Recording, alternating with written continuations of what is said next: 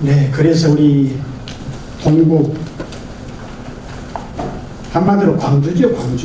광주의 모든 것이지요.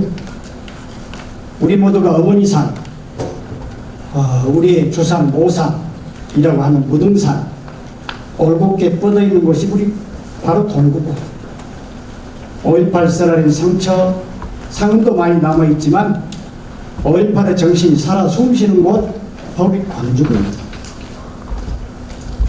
또 호남을 대표하는 우리 광주의 맛과 멋, 비록 경제적 규모가 많이 적어졌지만 그러나 광주의 멋, 전라도의 멋과 맛을 대표하는 곳이 동구고,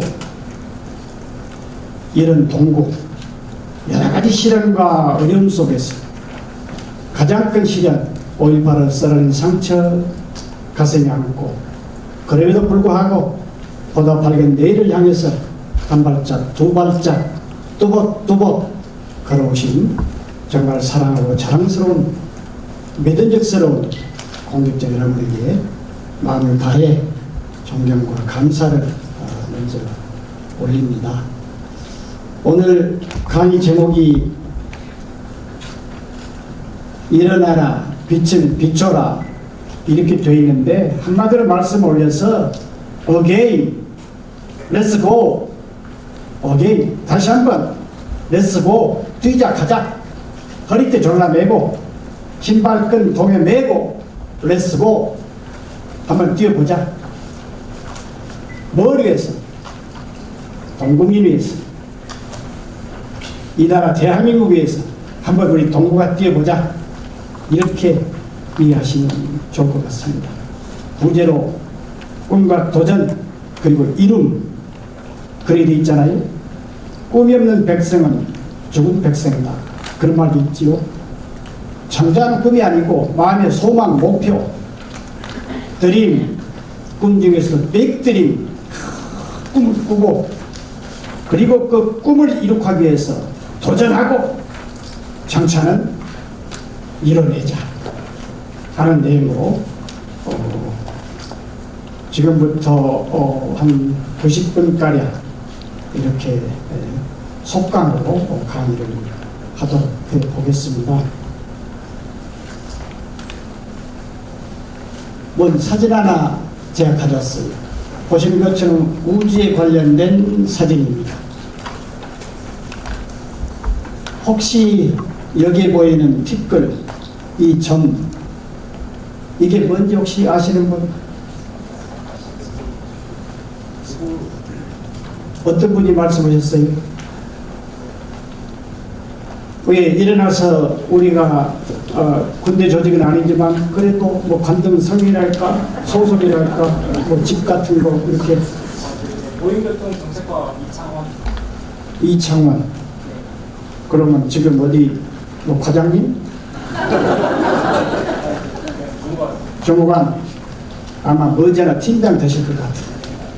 그래 좀 앉으세요. 이창원 정무관님.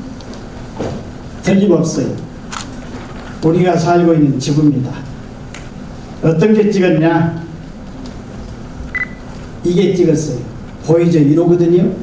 원래 이게 이제 좋은 영상 시스템은 제가 이렇게 비춰가지고 쫙 잡아 끌면 이게 전체 쫙 켜집니다. 근데 그런 기능 없는 것 같고요. 어쨌든 1977년에 나사에서 보이저 1호, 2호 두 개의 인공위성을 쏘아 올렸는데 가장 빠르게 가장 멀리 아직도 살아있는 인공위성이 보이저 1호, 2호입니다. 어느 정도 가 있는가?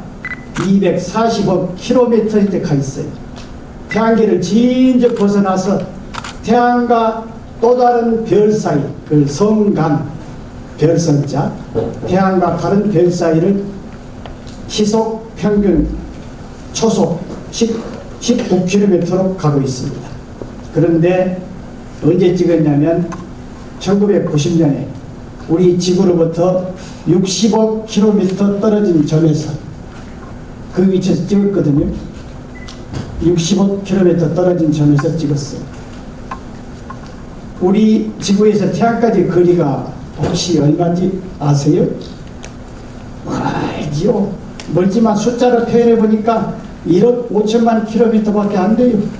그러니까 지구에서 태양까지 거리의 40배, 지구에서 태양까지 거리의 40배, 태양계를 거의 벗어나는 지점에서 명왕성 옆에서 그때 보이저호에 붙어 있었던 광학 렌즈를 한 번만 살짝 돌려서 짜까닥 찍은 거예요. 짜까닥. 그 한 번밖에 없어요. 왜냐하면 칼 세건이라는 사람이 보이저를 설계했던 사람인데 77년 싸우리자마자 계속 줄기차게 나사 국장한테 졸라맵니다. 한 번 찍읍시다. 광학 렌즈를 지구 쪽으로 돌려놓고 한 번만 확 찍읍시다. 그때마다 나사 국장은 안 돼. 아니 보이저의 사명은 태양의 속에 있는 8개의 행성들을 최근접에서 사진을 찍는 것인데 그렇게 해서 혹여라도 외계인 생명체가 있는 것을 알아내는 게 이 차례 목표인데 만약에 광학 렌즈를 지구 쪽으로 살짝 돌렸다가 고장 나버리면 어떻게 될 것이냐. 안 돼. 그러다가 나사 국장이 바뀐 다음에 계속 줘야 되니까 1990년에 그러면 딱 한 번만 살짝 하고 찍는 거다. 그래서 딱 한 번만 살짝 해서 찍는 게 저거예요. 그러니까 높은 우주의 하늘에서 지구를 딱 가장 멀리서 찍은 게 저 사진 하나밖에 없죠. 그런데 칼 세건이라는 사람이 2020년에 일종의 수상집을 발간했어요. 수상집의 제목이 청백한 푸른 점입니다. 아주 굉장히 길어요. 거기에 나온 내용의 핵심을 보면 저 점을 다시 보세요. 저것이 우리입니다. 저것이 우리라는 거예요.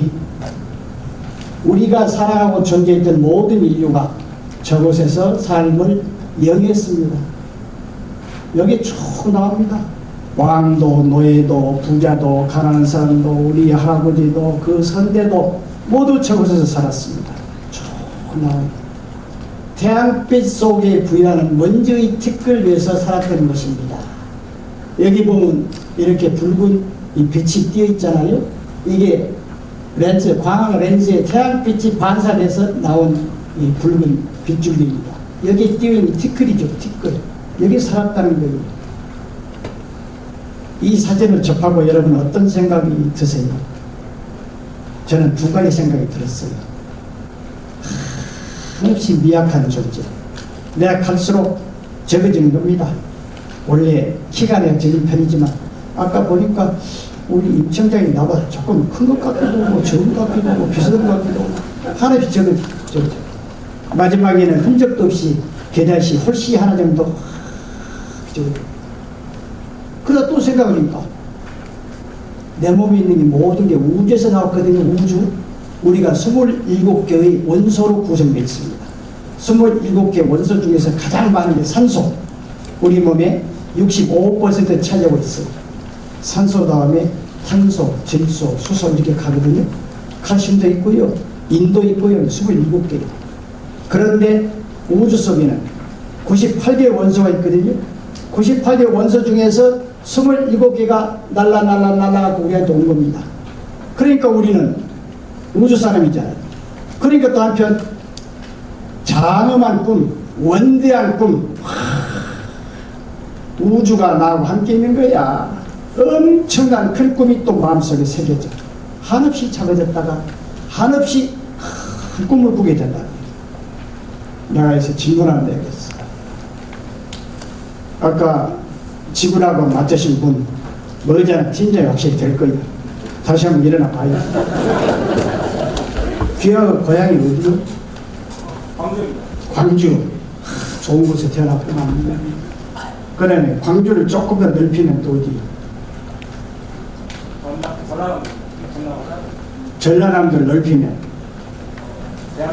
대한민국을 넓히면 아시아를 넓히면 지구를 넓히면 태양계를 넓히면 우주. 정답 맞히셨어요. 그럼 박수 한번 주세요. 그러니까 여러분 무슨 얘기입니까? 오케이 됐어. 내가 청장 같으면 이 자리에서 나오라 해서 그냥 팀장, 임명장 줘도 무슨 말이냐면 우리는 모두 한국인이고 지구인이고 우리가 바로 우주인이더라 그 말입니다. 우리는 흔히들 우주인, 외계인, ET 생각하는데 우리가 바로 ET고 우리가 바로 우주이다 이 말이지요. 우주의 많은 원소 중에서 일부를 갖고 탄생된 사람들이니까 우리가 바로 우주인이요. 그런 속에서 자 그러면 이게 무슨 소리 같아요? 내가 특별히 구해가지고 여러분 들려드린 거예요. 뭐냐면 우주소리야, 우주소리. 보이조가 지금 별과 별 사이를 지금 운행한다고 그랬잖아요. 초속 19km로. 그러면서 보이조에 잡힌 우주소리야. 근데 우리는 기본적으로 사이클이 닫아서 못 들어.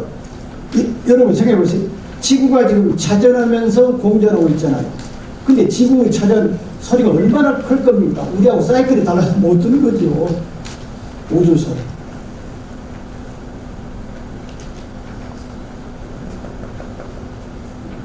이 장엄한 크기를 헤아릴 수 없는 우주 속에서 나의 삶, 나의 인생을 어떻게 설계할 것이냐 하는 굉장히 중요한 기본적 과제입니다. 그 첫째는 두말할 나위 없이 원대한 꿈을 가져야 합니다. 꿈, 드림, 빅드림. 여러분 많이 들으셨을 거예요. Boys be ambitious. 그락하는 사람이 야망을 가져라. 청년들이 야망을 가져라. 그런 말 있잖아요. 머리에서 야망을 가져. Not for money. 돈이 아니고 not for selfish. 자기 이기적 개인 욕심을 채기 위한 것이 아니고 not for so-called fame. 유명세를 타기 위해서가 아니고 only man ought to be. 인간이 해야 할 일을 위해서 큰 야망을 가져라. 일본의 사포로 농업학교 교감선생 하다가 그 마지막 퇴임식 때 저런 그 학생들, 청년들을 위해서 큰 꿈을 가지라고 일갈하면서 떠났고 지금은 홋카이도 대학이 됐는데 거기 보면 동상이 있죠. 태평양을 바라보면서 일갈했던 Always be ambitious. 일론 머스크, 요즘은 머스크보다도 젠슨 황이 더 뜨는 추세입니다만 머스크가 참 내가 볼 때는 대단히 멋있는 사람이에요. 과학자고 기술자고 CEO, 한때 또 뭐 정부 혁신부 장관도 했지요. 그 머스크가 늘 하는 말이 있어요. 목표를 크게 갖는 것을 두려우지 말라. 이 머스크의 꿈이 뭔지 아세요? 화성에다가 인구 100만의 인간이 거주할 수 있는 인구 100만의 신도시를 2050년까지 기필코 만들겠다는 겁니다. 그걸 위해서 자기 모든 돈을 다 쓰겠대요. 사람이 돈 가지고 죽으면 뭐더냐? 내 모든 걸 다 써도 아깝지 않다? 아니, 화성이 그 혹한 지역인데 영하 72도까지 내려가는 그 추운 지역에 인간이 살 수 있는 무슨 도시를 만들어? 그 대답이 뭔데? 물어보면 머스크가 뭐라고 그러냐면 인공태양, 흔히 말해서 핵융합이지요. 원자탄은 핵분열이고 핵분열은 방사능이 엄청나게 쏟아져서 인간에게 극심한 피해를 주는 것이고 핵융합은 방사능 피해가 전혀 없거든요. 인공태양을 화성 바로 위에다 띄어가지고 거기서 화성의 북극, 남극에 있는 두꺼운 얼음이 있습니다. 두꺼운 얼음처럼 녹여서 얼음이 녹으면 물이 될 것이고 물이 있으면 생명이 살 수 있는 기본적 조건을 갖추기 때문에 첫째는 인공태양을 만들어서 띄우겠다. 두 번째는 화성은 대기가 없어요. 태양풍이라 해서 태양에서 쏟아지는 그런 열풍 때문에 화성이 아주 얇은 대기가 다 날아가 버렸어요. 우리 지구는 대기가 우리를 보호하고 있잖아요. 그래 두 번째는 화성에다 대기를 만들어서 늦어도 2050년까지는 100만 명이 살 수 있는 신도시 만들겠다. 어찌 보면 공상 과학에서 나온 말 같은데 그러나 또 생각해 보세요. 스페이스X 나사가 못했던 게 있잖아요. 한마디로 말해서 인공위성 쌓아 올렸어. 한번 쌓아 올리는데 뭐 8천억 막 1조까지 드는 인공위성이 있는데 다 버려버리잖아요. 근데 그것을 그대로 캡슐을 그대로 회수해가지고 그대로 다시 쓰잖아요. 그래 지금 스페이스X에서 나사에서 쏘아 올린 것보다도 10분지로 줄여버렸단 말이죠. 처음에는 불가능하다고 그랬거든요. 나사도 손들었거든요. 근데 머스크 해냈어. 지금은 나사도 스페이스X의 그 기술을 갖다가 쏘아 올리고 인공에서 올라가고 그걸 이렇게 안고 올라가던 추진체 그건 그대로 밑으로 떨어져서 다시 재사용하지. 그래서 저는 머스크가 완전히 허풍이 아니다. 우리는 흔히 이제 오랜 동안 운침기상 그 말이 많이 좀 경사돼 있어요. 운이 좋아래. 운이 70이고 본인의 노력이 30이다 하는 얘기인데 저 말이 어디서 나오냐면 공자께서 아마 주역을 잘 치시던가 봐요. 매일 주역을 치고 있어. 시간 날 때마다. 그러니까 공자의 수제자였던 아내가 묻기를 선생님 주역을 그렇게 자주 치시는데 좀 맞나요? 그러니까 공자 왈 칠할은 맞는 것 같더라. 거기서 나온 말이 운칠 기사이거든요. 이게 다들 이거는 그냥 승진해야 되는데 나 운이 없어 빠져버렸어요. 모든 걸 운으로 돌려. 운으로 돌려. 그런데 정반대적인 말이 있어요. 초기 로마 황제의 스승이었던 세네칼이라고 하는 유명한 철학자는 이런 말이 있습니다. Luck is what happens. Luck, 운이라는 게 도대체 뭐야? 언제 일어나는 거야? When preparation meets opportunity. 준비가 기회를 만날 때 운이 생깁니다. 준비가 기회를 만날 때 그것이 운이다. 유명한 말이지만 나는 늘 가슴에 새겨둘 만한 명기다 이런 생각을 합니다. 왜냐? 누구한테든지 기회가 오거든요. 기회가 안 온 사람 없어요. 공직사의 성질을 놓고 생각해보면 승진할 수 있는 기회가 있지요. 그런데 이번에 승진 기회가 있다는데 그런데 내가 평소에 준비를 또 안 했어요. 승진을 하려면 평상시 거기에 걸맞도록 준비를 잘 해야 되지 않겠습니까? 준비를 쫙 하고 있다가 기회가 오면 탁 잡아야 내 것이 된다 그 말이죠. 기회는 절대 내 가슴팍에 안기는 게 아닙니다. 내 눈앞에 지나갈 뿐이야. 지나갔을 때 평상시 준비한 사람은 이 기회다 탁 잡지요. 그럼 느끼게 됩니다. 혹시 우리 여성 공직자 역시 앞서가는 동물. 제가 듣기에 우리 여성 공직자 간부직 비율이 40% 간 넘었다고 들었는데 역시 선도적 동부다 그런 생각하고 있습니다만 혹여라도 이 자리에 계신 여성 공직자 여러분 가운데 미혼 혹시 계세요? 미혼? 다 결혼하셨나요? 또 저기 계시고 또 두 분밖에 없어? 오늘 출생률도 아주 좋겠군요. 그렇게 고생 많이 했습니다.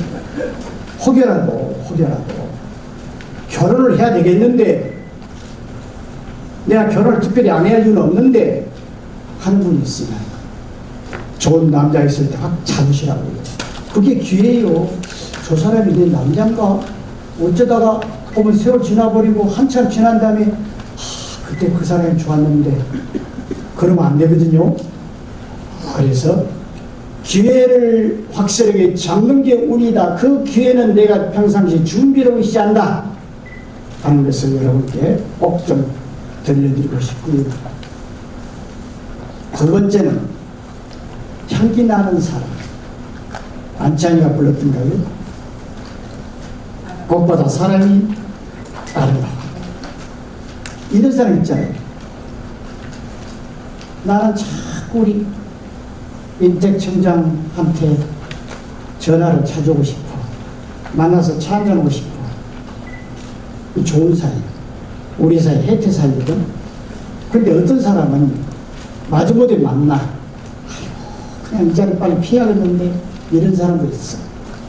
어떤 사람 또 이제 아까 찬양 마셨는데 또 헤어진 다음에 금방 또 전화해서 아니 시간 괜찮으면 저녁에 또 한번 만날까? 자꾸 이렇게 만나고 싶은 사람이 있어. 그게 인품, 품격에 관한 문제인데 향기 있는 사람, 이게 최고의 삶이지. 향기가 있으려면 내가 먼저 줘야 됩니다. 내가 먼저 배려해야 돼요. 나는 기다리기만 하고 받아먹기만 하는데 결코 향기가 있을 수가 없어요. 그런 사람을 오랜 동안 이렇게 서로 지내다 보면 그게 바로 동반자가 되는 겁니다. 여러분 아시는 철의 여인 마가렛 대처 버킷리스트 제 1조가 뭔지 아세요? 노년에 자기 외로움을 토로할 수 있는 친구가 세 사람만 있어도 성공한 삶이다. 밤중이 됐든 새벽이 됐든 전화가 됐든 찾아가든 내가 이런 고통이 있어 왔다. 어서 서로 정답게 삶을 상담할 수 있는 사람. 버킷리스트 제1호 이 동반자거든요. 그런 동반자를 많이 만드세요. 그러다 보니 우리 임택 청장님 존경하는 마음으로 여러분 격려하는 마음으로 또 이 자리에 몇 분 내 동반자 되실 그런 분들이 와 계시는데 그냥 순서 없이 여기서 한번 소개해 볼까요? 우리 김용태 시민사회단체 지금 총연합회 사무총장하고 계시고요. 네. 그리고 우리 관계 드문 봉사왕 해비타트 집 지어주기 운동 제가 시장할 때 무려 400채 자기 살이 들어가죠. 지붕도 새로 해주고 담장도 새로 해주고 구들장도 새로 해주고 지미 카터 대통령은 망치 들고 해비타트 운동에서 노벨 평화상 받았잖아요. 비견할 정도로 우리 광주에서 열심히 봉사하고 있는 봉사왕. 그리고 지금 나이가 나보다 조금 적지만 70이 좀 넘었거든요. 그 저렇게 건강해. 이 팔뚝을 보면 내가 놀릴 정도. 지금 뭘 맡고 있냐. 전국 시니어 배구협회 회장, 전국 회장이. 그래가지고 스파이크를 한 걸 보면 한 20대, 30대 못지않아. 다시 한번 여러분 격려로 왔으니까 그래. 그 다음에 그 옆에 계신 분은 최후식 우리 호남메일 호남메일 TV 사장님. 이분도 독특한 분이에요. 여러분 잘 모르실 거예요. 우리 광주가 3.15 부정선거라는 규탄 시위를 맨 먼저 했고요. 그로부터 4시간 후에 마산에서 일어났거든요. 마산. 그걸 기초로 해서 4.19 민주혁명의 진원지가 광주인데 그때 만들어진 신문이 호남메일입니다. 그야말로 정도를 걸었던 정의를 추구했던 정론지였죠. 근데 곧바로 군사정권의 박해를 받아서 폐간됐어요. 계속 비판적 기사를 쓰니까. 그 이후에 복관이 돼가지고 명령을 유지해 왔는데 워낙 정론을 추구하다 보니까 한마디로 경영적 측면에서는 그냥 계속 마이너스라. 그냥 호남메일이 있는 거 없는 거 그렇게 됐는데 이 최우식 젊은 후배가 자기 사제를 몽땅 털어넣어가지고 작년 재작년에 호남메일을 재창간했습니다. 그래 내가 또 강연다니까 TV까지 갖고 찍고 있는데 또 우리 격려와 감사 박수 한번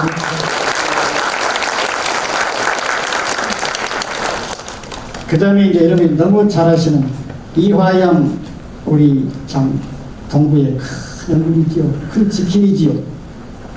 구주나 초나 비가 오나 눈이 오나 묵묵하게 버팀목 역할을 하고 계신 우리 이화영 회장님 그래도 감사의 박수 한번 쳐주십시오.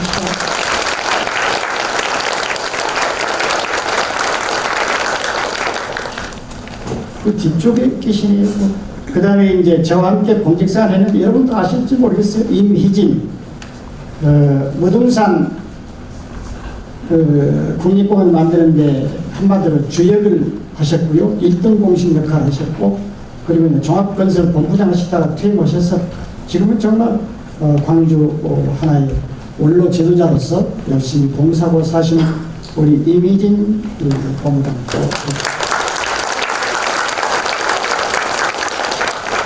그 다음에 이제 여러분이 잘 모르실지 몰라. 임택 청장님인데, 임택 청장님이 누구하고 닮은 줄 알아요? 누구하고 닮았대요? 그 퀴즈야. 누구? 장동건은 누구 아니지. 강태하고 닮았거든요. 그런데 강태보다 훨씬 잘생겼어. 얼굴에 광채가 나. 우리 광주는 빛곡을 그러지요. 빛곡의 대명사야.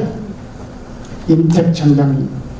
정말 내가 좋아하고, 또 근간에 봤더니 국회에서 지역 관광 진흥을 위한 세미나를 하는데 거기 가셔가지고 그냥 원어부대로 간 게 아니고 전국의 지역 관광 그 단체 상임 회장을 맡고 계시더라고요. 그리고 또 가만히 근간에 보니까 늘 어렵고 힘들고 외로운 사람들 뒷받침하고 봉사하는 적극적이셔. 그래서 우리 임택 청장님 다시 한번 힘내시라고 그럼 박수 한번 보내주세요.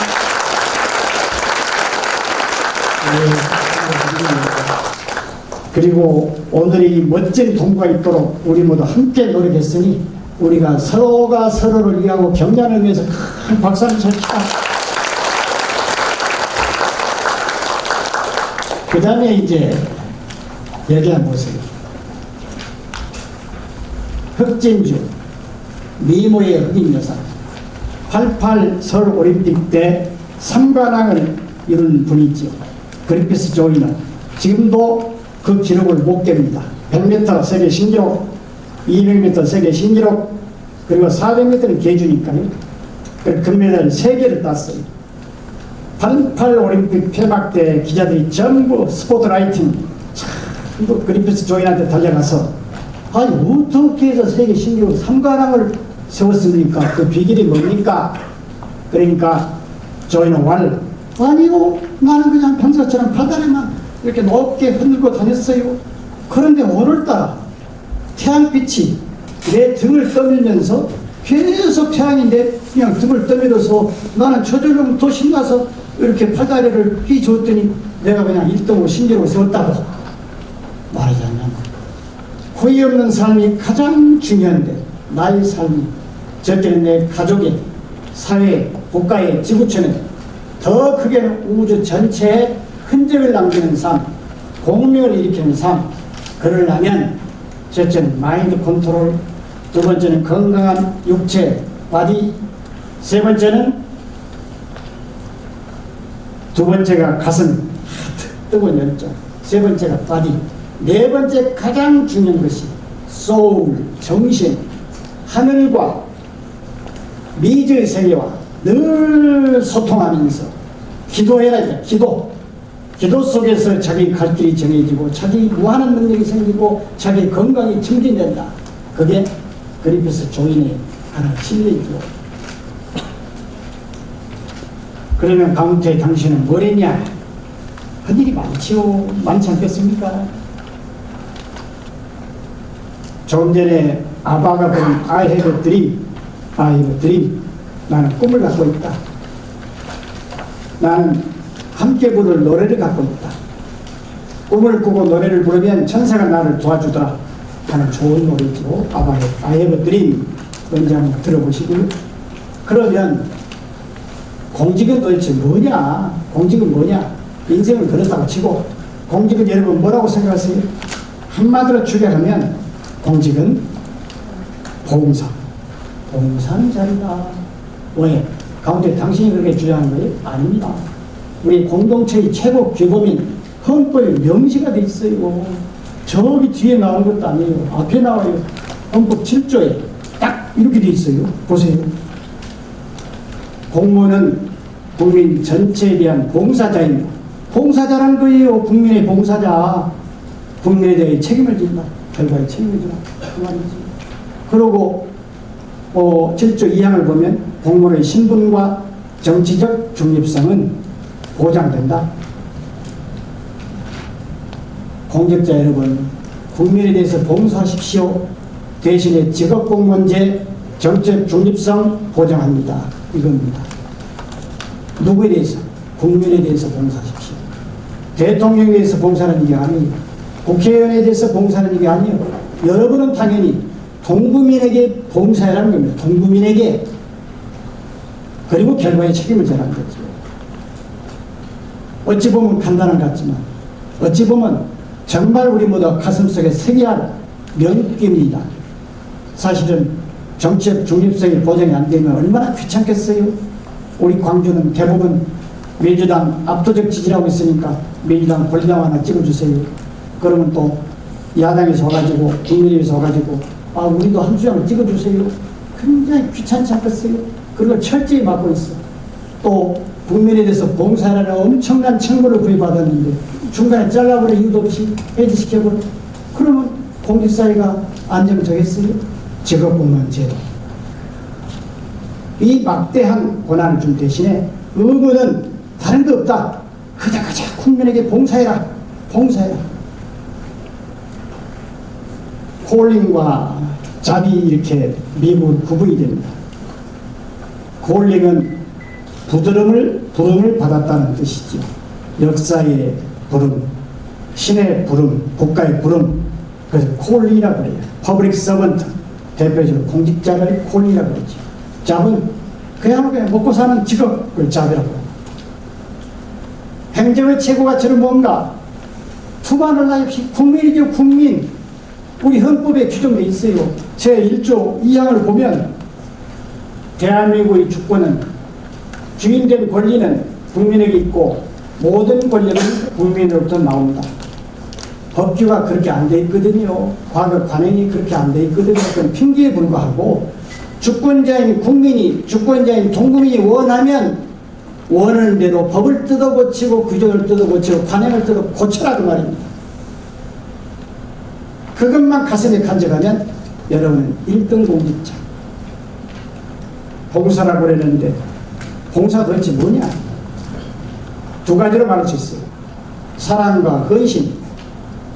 사랑하지 않으면 진정으로 봉사가 나올 수가 없어요. 거칠의 봉사가 아니고 진정으로 내가 상대를 사랑할 때 동국민은 나의 주권자니까 동국민 때문에 내가 존재하니까 사랑하는 마음을 가지고 동국민이 돼야 되는 겁니다. 특히 우리 벌써 임택 청장께서 여름방학 맞이해서 저소득 아동들에게 급식 문제를 벌써부터 챙기고 지원하고 계시던데 어렵고 힘들고 외로운 분들에게 사랑과 봉사의 따스한 손길을 펼치는 것 얼마나 귀히 모릅니다. 그러면 엔돌핀이 저절로 일어나거든요. 마치 내가 마음에 부자 된 듯한 뿌듯한 보람, 만족감, 행복감이 온몸으로 밀려들어와요. 더구나 내가 어쩌다가 내 봉급에서 털어가지고 라면 몇 박스 살지 모르지만 대부분 예산하니까 예산. 여러분이 예산을 가지고 어렵고 힘든 사람을 도와줄 수 있는, 봉사할 수 있는 막대한 권한이 있다고요. 근데도 봉사를 받는 사람은 즐겁거든. 봉사를 받고 즐거워하는 동구면의 모습을 보고 여러분 스스로가 마음에 뿌듯한 보람, 만족감을 느끼는 거예요. 그게 엔돌핀이지. 봉사는 플러스 게임. 왜냐하면 인생살이 대부분은 제로섬 게임. 내가 이익 보면 상대가 손해봐. 그런데 대부분 마이너스 게임 살아요. 마이너스 게임. 긴 인생을 종합 정리해보면 내가 손해본 게 많은 것 같아. 유일하게 나도 좋고 상대도 좋고 모두가 좋은 것이 봉사, 플러스 게임. 봉사밖에 없습니다. 플러스 게임으로 할 수 있는 굉장히 소중한 직업, 공직자다. 이런 마음을 간직하시기 바랍니다. 그러려면 공직자의 제1호가 뭐냐? 여러분 전부 S맨이잖아요. S맨. 노가 아니고 동구민이 뭘 갖고 왔어. 아이고 이 골차품 같은데요. 이 법규에 좀 안 맞는 것 같은데 과거에 그런 선례가 없는데 아유 시간이 오래 걸리는데 그러지 말고 알겠습니다. 관련 없는 것 같은데요. 하다 내가 찾아볼게요. 법규에 좀 어긋난 것 같은데 법규에 어긋난 그런 것도 대안 좀 만들어 보죠. 아이고 이 법률의 정신으로 저촉되니까 우리 지역 국회의원들한테 이게 건의 냅시다. 고쳐주라고 법이 고쳐질 때까지는 제가 다른 대안 그런 게니까 찾아볼게요. S맨 알겠습니다. 그렇게 하겠습니다. 노력하겠습니다. SMA는 여러분 나쁜 거 아니에요? 왜냐하면 저쪽으로 맨날 SMA라고 SMA라고. 그것은 아부라는 측면의 SMA이었고 지금은 나의 죄인인 주권자인 동구면에게 SMA 되는 것 너무나 당연한 것이다. 여러분 동감하십니까?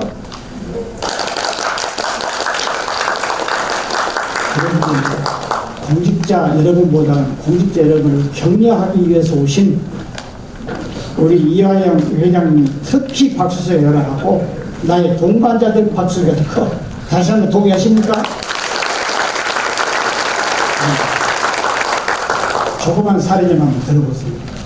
여기 제가 88년, 89년 순천시장 했거든요. 그때 순천 중심으로 흐르는 동천 뚝이 무너져가지고 한마디로 난리가 나버렸어요.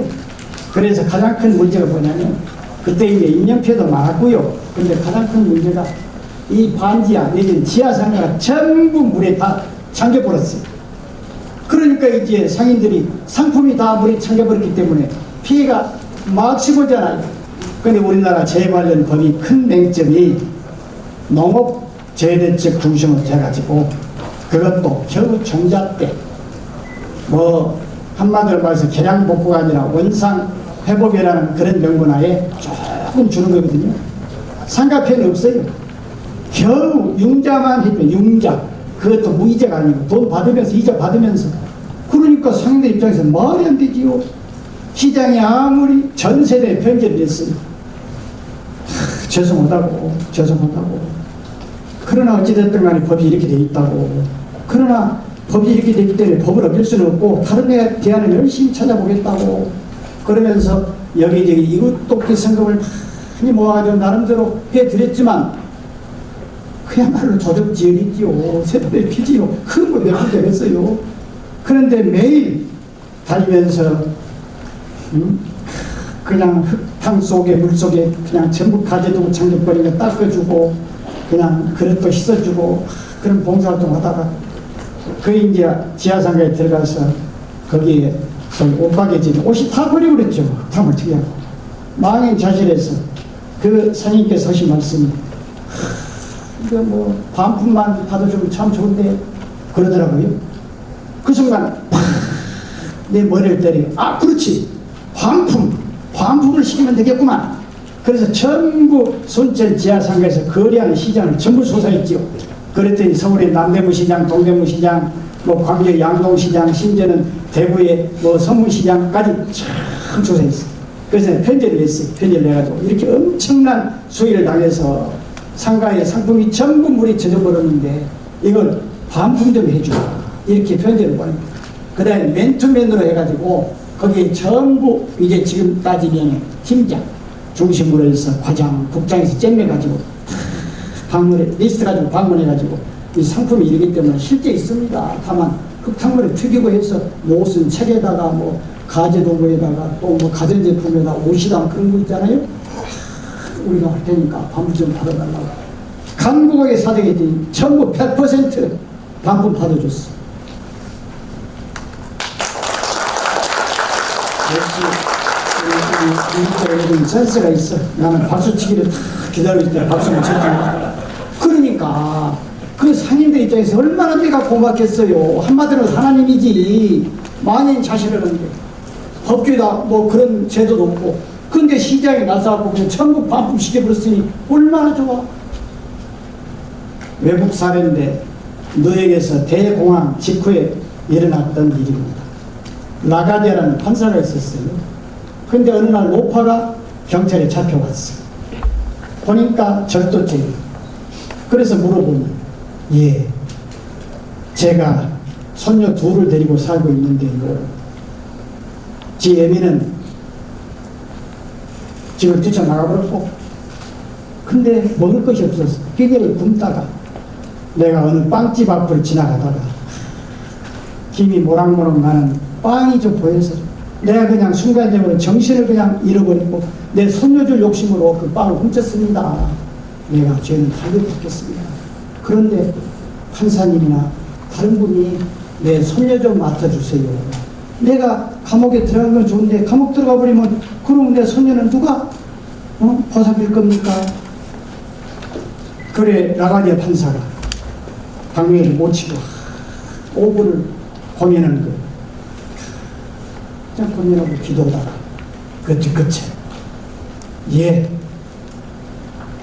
법은 만인 앞에 평등하기 때문에 할머니 어쩔 수 없습니다. 규정에 따라서 법규에 따라서 10불 벌금을 내야 됩니다. 다만 그 벌금은 판사에 내가 내겠습니다. 그리고 이 자리에 계신 방청생 여러분, 검사, 경찰을 포함한 여러분, 이 할머니가 빵을 훔칠 수밖에 없도록 만든 사회적 환경은 우리 모두가 만든 것이기 때문에 우리 모두에게도 책임의 일당이 있습니다. 그래서 기본적으로 저는 50센트 이상 벌금을 때립니다. 50센트 내도 좋고 1불 내도 좋고 더 많이 내도 좋고 다 내세요. 그래서 흔히 말하는 이제 모자, 여기 동그란 모자 있잖아요. 그걸 쭉 돌렸어. 그러니까 다들 판사가 50센트 이상 내라니까 뭐 1불짜리밖에 없어요. 1불도 넣은 사람도 있고 10불 넣은 사람도 있고 50센트 넣은 사람도 있고 다 걷었어. 그래서 그 라가디아 판사가 10불은 약속처럼 내가 냈고요. 나머지 이제 몇백 불 했어. 이 돈은 할머니께 드릴 테니까 가지고 가셔서 손주 좀 데리고 행복을 잘 사세요. 이렇게 판결을 드렸단 말이죠. 그 선행이 그 미담이 확 번지면서 야 우리 시장 나와 시장 나와 시장 나와 막 그래서 시장을 나와요. 거뜬하게 노역시장에 당선돼. 그 다음에 재선 당선돼. 그 다음에 3선 당선돼. 그런데 막 당선되자마자 마피아와 전쟁을 선언합니다. 뉴욕이 마피아 갱단이 대단했잖아요. 그리고 주로 이제 갱단의 주 수입원이 마약, 스로트 머신. 그런데 이 사진은 라가디아 시장이 망치를 들고 스로트 머신 기계를 깨부수는 장면입니다. 뉴욕 시장 당선되자마자 맨 처음에 첫날 첫 행보가 망치 들고 그 마약과 전쟁을 선포하고는 그 다음에 스로트 머신에 가서 망치로 두드려 깨는 거예요. 그때 물론 많은 사람들이 막았지요. 아이고 총 맞습니다. 아 나 총 맞아도 좋아. 가서 기회 두드려 깨. 그리고 3선까지 했는데 열심히 일하다가 암에 걸려서 중간에 이제 하늘나라로 가지요. 그래 뉴욕 시민들이 그 뜻을 기려서 뉴욕에 가시는 여러분들 존 F 케네디 공항이 가장 크고요. 그 다음에 케네디 공항보다는 적은 공항이지만 라가디아 공항에 있어요. 라가디아 공항. 이 라가디아 판사, 라가디아 시장을 기념해서 시민들이 라가디아 공항 이렇게 붙여줬죠. 그러니까 우리가 흔히들 우리 공직자의 한계이면서도 이해는 하지만 조금 고쳤죠. 대부분 관행, 지침, 상사의 명령, 법규 이런 핑계를 많이 대거든요. 그러니까 법규를 벗어나서라도 진실로 강구하면 길이 보이더라 이 말이에요. 길이 보이더라. 박수 안 치네.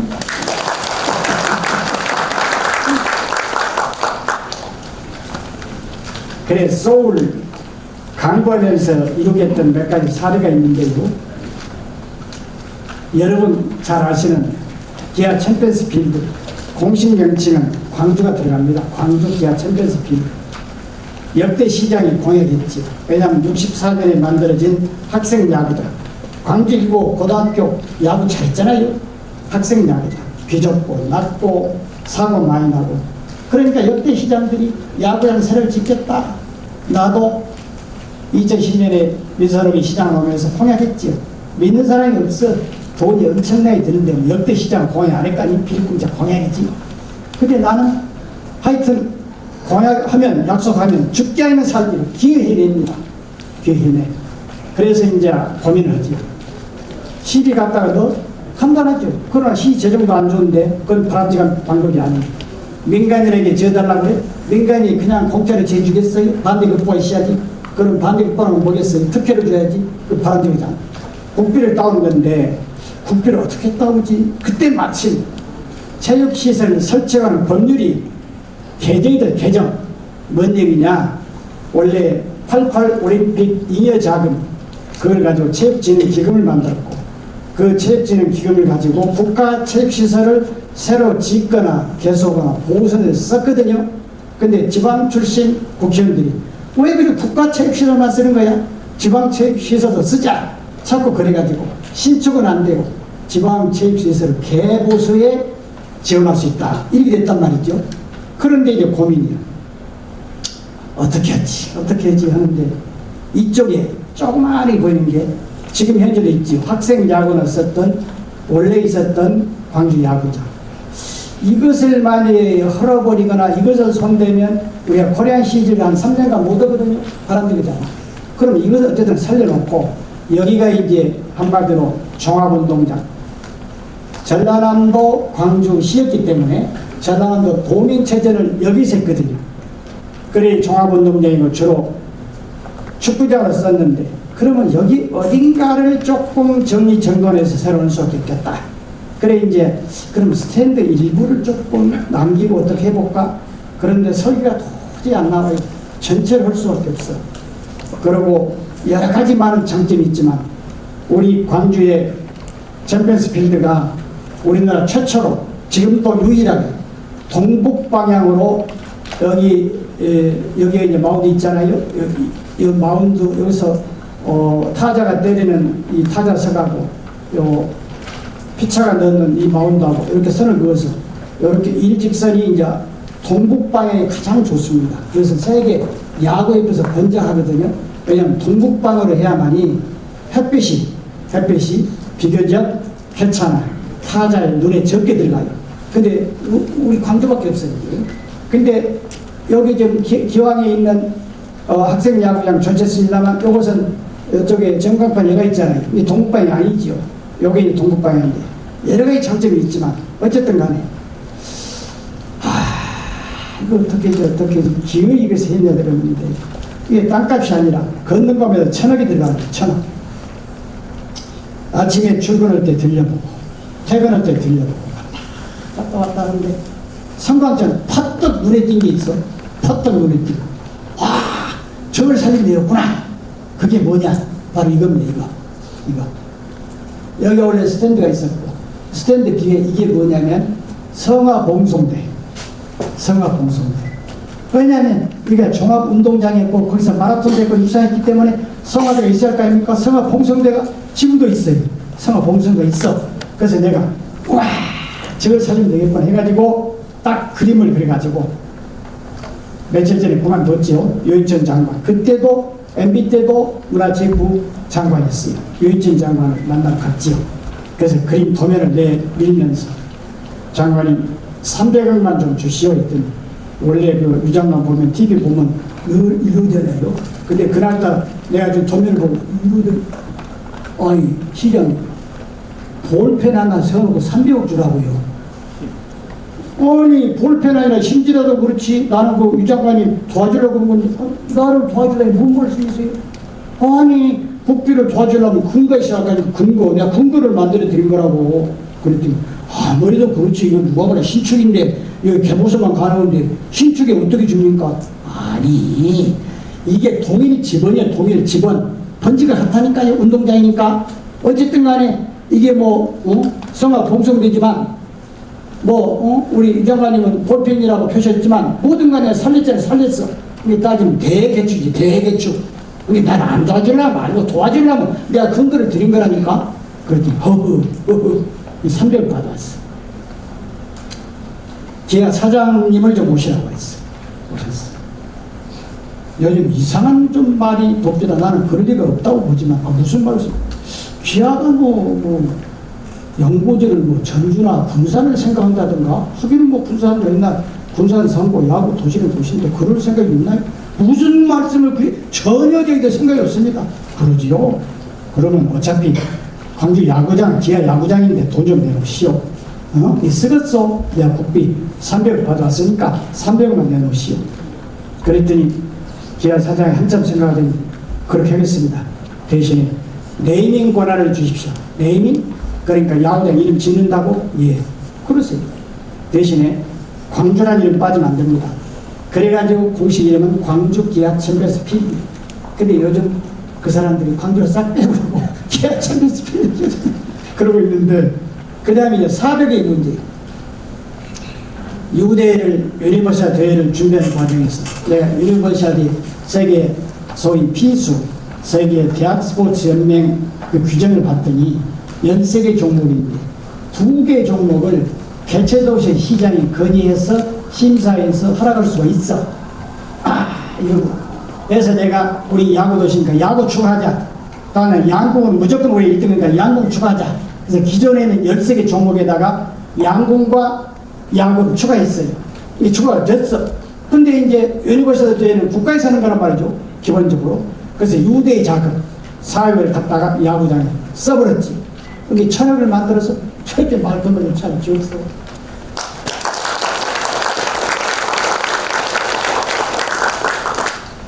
지금 박수는 아까는 꽃다발 주신 동부의 여성 지도자께서 맨 먼저 치시고 그러니 얼마나 기분 좋아요.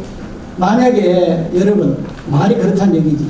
만약에 저 야구장 앉았다고 생각해보세요. 그 흑인돼서 그런데 그게 어떻게 됐냐. 허구현 총재 지금도 총재지만 나하고 굉장히 친해요. 그때 사사건건 전부 내가 자문을 다 받아가지고 다 그 들어줬거든요. 다 들어줬어. 그래서 대구가 됐든 대전이 됐든 부산에 갔다 그러면 그때 MBC 해설위원이었는데 그냥 가운데 노래를 불러. 광주의 가운데 시장은 본인이 지혜를 발휘해가지고 뭐 천억짜리 야구장을 멋지게 짓고 있는데 우리 대구는 뭐듭니까? 우리 뭐 대전은 뭐듭니까? 뭐 부산은 뭐듭니까? 그래서 거기도 지었는데 거기는 다 기업체가 지어줬어. 여러분 아시는 것처럼 대구는 삼성이 다 지어줬고 그 다음에 대전은 하나가 지어줬고 그 다음에 부산은 롯데가 지어줬고 우리 광주만 복비를 갖다가 저는 현명한 방법을 했어. 그게 기분이 좋죠.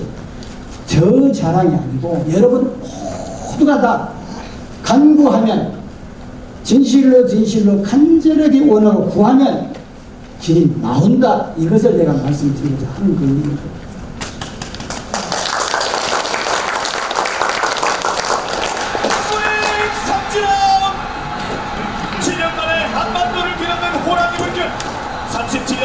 내 고향에서 느끼는 영광의 숨결 그리고 12번째 맞이하는 완전 무결한 경기 공식 우리는 한국시리즈 불펜이 나와 작별하지 않는다. 2020 작년에 참 우리가 지은 우리 구장에서 우리의 홈팀 기아가 처음으로 우승했거든요. 근데 내가 그날 서울에서 안덕근 산자부 장관하고 만찬 약속이 있어서 밥을 먹기 직전입니다. 근데 전화가 왔어. 아니 지금 말하면 그 시장님이 그 지어놓은 지금 기아 챔피언스 필드에서 오늘 분명히 기아가 우승하는데 이 자리로 오셔야지 지금 서울에 계신다면서 뭔 소리냐고. 그래서 아니 나 현직 장관은 약속인데 빠져나기 그렇다니까. 아니 10시까지만 오셔도 어째 그때까지 게임이 안 끝나는데 차오전에 오셔야 한다고. 그래서 그냥 불이나게 먹고 그냥 막 용산으로 해서 그냥 열심히 캐들 타고 와 그냥 거기서 그냥 차 하나 대전했다 그냥 곧바로 야구장까지 왔어. 하고엔 정작 오랜만에 서울 포 경려고. 아니 근데 허청경님 포가 좀 세구만. 지금 5대1로 지고 있구만. 내가 도착했을 때가 그때가 8회인가 7회 가는데 5대1로 지고 있더라고. 그랬더니 이제 하고의 총재 왈.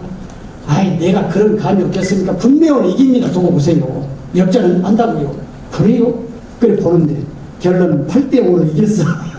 8대1로 이겼어. 아이고 내가 얼마나 기쁜지. 그런 한마디로 오진골을 해봤어요 저는. 그 다음에 강구 속에 이루어진 사례들이 뭐 수백 가지 될 텐데 대표적인 사례를 몇 가지 했는데 다 얘기는 못 하겠고 혹시 내가 패션 비엔날레가 무슨 말인지 아시는 분? 어디 사시는 누구시요? 아니 나는 지금 관등성명 무슨 과에 뭐 귀하면 좀 일어나면 어쩌고 나는 일어나서 이러고 있는데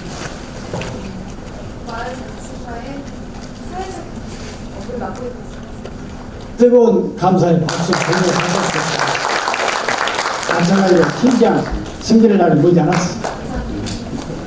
아니 내가 기분이 좋은 게 내가 그 비엔날레를 창설할 때 시정의 구호가 뭔지 아십니까? 혹시? 그때는 인본도시 그리고 첨단 과학산업 도시 인본과 첨단 그랬는데 우리 동구가 인보에서 한 단계 업그레이드해서 인문도시 이렇게 됐다고. 기분이 좋아. 인문도시 누구 아이디어에 누가 만든 거예요? 문학도구나. 우리 또 박사님 비엔날레가 무슨 말이지? YS 김영삼 대통령 맞습니다. 나를 방해해가지고 안 되는 거예요. 문체부 장관이 너 죽어라고 안 돼. 거짓말까지 했어. 막판에 대통령께 내가 이제 얘기를 하는데, 그래 비엔날레가 무슨 말이지? 예, 각하 2년에 한 번이라는 영어였습니다. 바이애뉴얼. 그 바이애뉴얼이라는 영어가 이태리로 건너가서 이태리 말로 비엔날레가 됐고, 그리고 국제적인 큰 미술 행사에 맨 처음 비엔날레를 붙여서 지금은 2년에 한 번 열리는 국제적인 미술 대전 이렇게 고유명사가 되어 있습니다. 그래 누가 나한테 얘기해 줘야지. 내가 전부 독배를 신청했고 독자 여의치 않아서 정말 정리를 잘해서 비엔날레 용어까지 정리하고 해가지고 박관영 비서장을 통해서 박 실장 말이 본관까지 전달했다는데 오실 때는 읽어보지도 않고 오셔가지고 그런 헬뿐이 있었고, 결과적으로 김영삼 대통령님의 적극적인 전폭적인 지원이 없었으면 광주 비엔날레 개최 못했어요. 그렇게 심한 중앙적 반대와 박해 속에서 만들어진 겁니다. 두 번째, 삼성전자. 이건 좀 얘기를 해야 할 것 같아요. 여러분, 5.18 광주 민주화 운동에 대한 집단 배상 차원에서 만들어진 것이 두 개입니다. 하나는 제가 있는 광주 과학기술원. 김영삼 대통령께서 노태우 정부에서 만들었던 5.18 보상법, 사망자, 행불자, 부상자 보상금 줬던 것, 그로 인해 가지고 광주 전남 시도민들의 기본적 입장은 그게 문제가 아니고 진실을 규명해서 책임자를 처벌해라니까 거기에 올인하고 있었거든요. 그래서 김영삼 대통령이 취임하자마자 5.13 특별담화를 발표합니다. 광주 민주화운동은 민주주의 역사에 있어서 우뚝한 덩어리를 차지하고 있습니다. 그걸 내가 비서관으로서 기초를 했어요. 그러고 나서 늘 고민속에 있는 게, 광주 전남 시도민들의 미래를 생각하면서 집단 배상 차원에서 할 수 있는 게 뭐가 있을까? 그래서 나왔던 것이 첫째가 광주 과학기술원. 마침 그때가 한국과학기술원, 대전에는 카스트가 설립된 지 20년 됐을 때거든요. 그래서 우리 호남에도 우리 미래 세대를 위해서 세계적인 이공계 특성화대를 만듭시다. 그리 만드는 게 1993년에 광주 과학기술원 특별법이 만들어져서 오늘의 과학이 있는 겁니다. 그래 인연으로 내가 거기에 지금 명예석장에서 하는 거지요. 두 번째는 광주도 미래에서 먹고 살아야 할 거 아닙니까? 그러면 첨단 산업을 유치할 수 있도록 국가 단위의 국가산단, 국가첨단 과학산업단지를 지정합시다. 그게 받아져가지고 298만 병짜리 국가첨단 과학산업단지가 지정이 됐어요. 그래 내가 정치적으로 보면 YS께서 굉장히 나를 적극적으로 푸싱했다 할까요? 끌어줬다 할까요? 그런 입장인데, 내가 94년에 임명적으로 마지막 광주 광시장을 하지. 첫 간부일 때인데, 아니 여러분 300만 병 갖고 온 첨단과학산업단지가 있는데 국가에서 최초로 지정한 유일한 첨단과학산업단지인데 왜 공장이 하나도 없어요? 대답이 없어요. 그리고 이런 얘기예요. 국가산업단지니까 국가에서 해줘야 되는데 국가가 안 해준다. 그래 내가 하는 말이 이러나, 우리 광주에 있는 산단은 농공단지가 됐든 지방산단이 됐든 국가산단이 됐든 우리가 노력해서 우리가 모시고 와야지. 그 뭔 말씀드리세요? 알았습니다. 시장에 내가 깊게 맨날 며칠 생각해봤어. 첨단 과학산업이라, 첨단 산업이라, 첨단 산업의 우두머리를 모시고 와야지. 대장을 모시고 와야지. 그러면 첨단 산업의 대장이 어느 기비죠? 삼성전자에 두말할 없이 좋다. 내가 삼성전자 모시고 온다. 그래서 계속 이건희 회장실로 오파를 냅니다.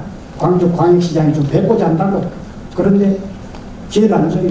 회의 계십니다. 바쁘십니다. 회의 중이십니다. 말씀을 전했는데 시간이 없다고 그러십니다. 내가 한 10번쯤 되니까 내 시장실에 있는 여비사들이 미안해서 말을 못 하고 있어.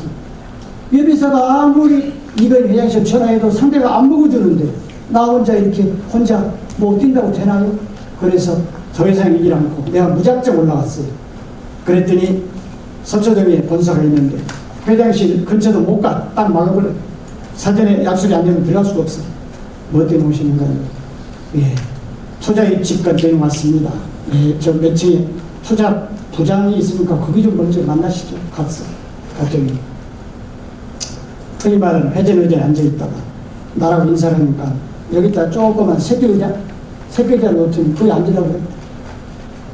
내가 150만 대표인 것은 대표인 것이고, 그러나 내가 내가 어쨌든 간에 통사정에서 삼성전자를 유치를 받으니 세상에 뻔 옆에 회의실이 보이더만 회의실 안내도 않고 옆에 앉으라는 거 앉았지.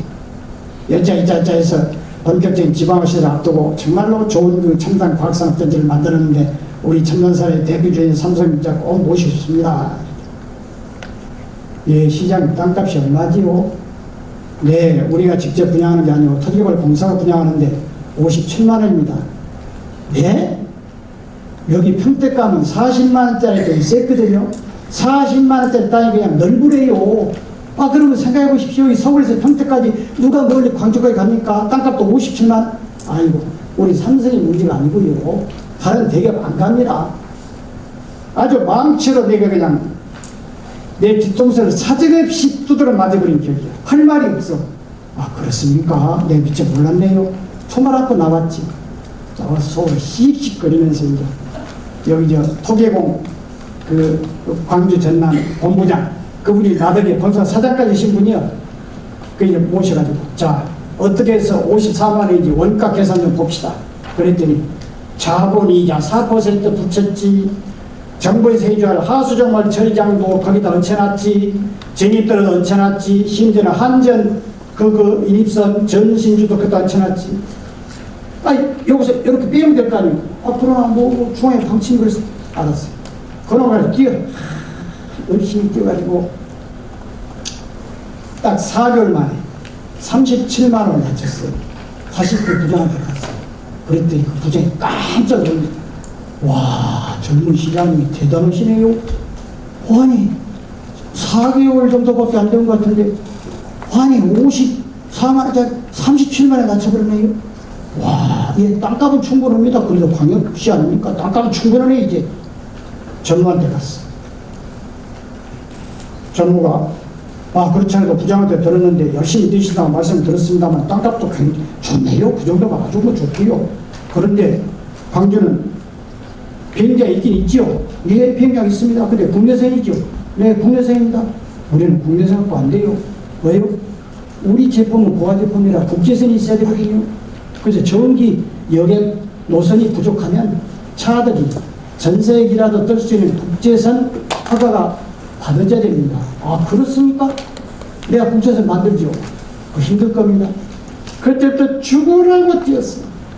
교통부 장관.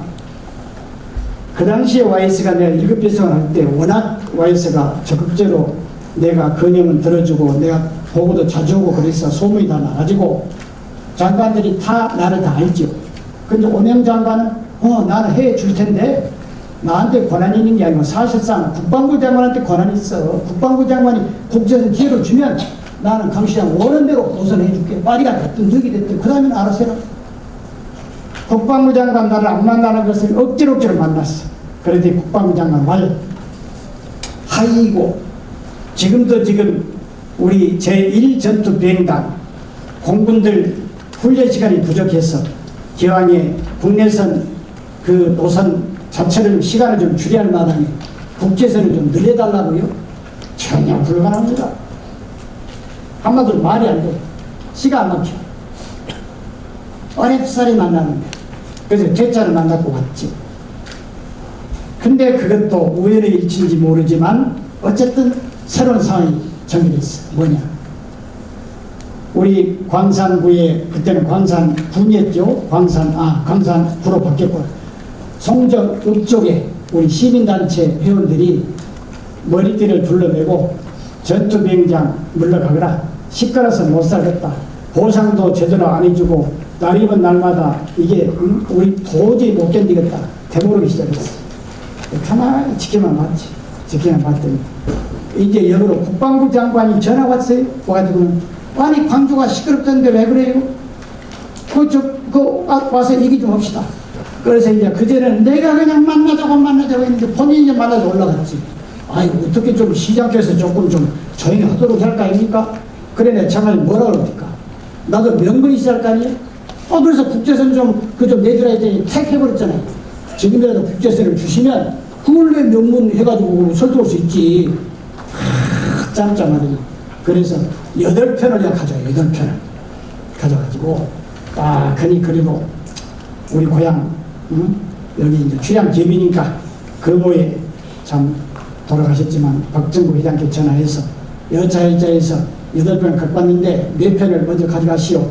파리를 갈라요. 뉴욕을 갈라요. 아이고 광주에서 그렇게 멀리 가봐야 승객이 있겠습니까? 그래서 이제 여기 방콕 가고 오사카 오사카 거기를 하고 그 다음에 나머지 4편을 가려줬어.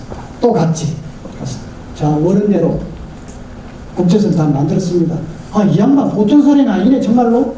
그래갖고 뭐 이를테면은 광주는 노조가 아주 심해가지고 그 사업이 민노총까지 포함해서 우리 노조 상공회에서 모든 내가 환영성명을 내도록 하겠다. 믿어라. 노조 문제 어쩌고 하겠다. 원스톱 서비스에서 그냥 모든 걸 즉각 하루 만에 허가내주겠다.